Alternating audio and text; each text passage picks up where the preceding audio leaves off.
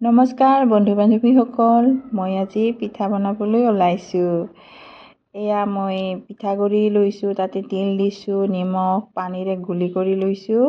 তাৰপিছত এয়া খোলাত দিছোঁ এটা এটাকৈ পিঠা, তাৰপিছত ঢাকি দিছোঁ। তাৰপিছত এয়া বনাইছোঁ। এনেকৈ পিঠা বনোৱাটো আমি খোলা চাপৰি পিঠা বুলি কওঁ, যিহেতু খোলাত দি বনোৱা হয়। আপোনালোকে এনেকুৱা পিঠা বনাই খায় নে নাখায় ক'বচোন। যদি ভাল লাগে লাইক কমেণ্ট কৰিব। এইটো পিঠা গৰমে গৰমে গৰম গাখীৰ চাহৰ লগত খুব খাই ভাল লাগে। আপোনালোকে খাই চাবচোন। আজিৰ ভিডিঅ'টো ইমানেই।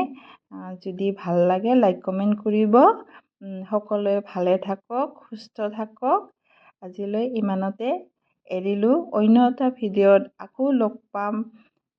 বাই।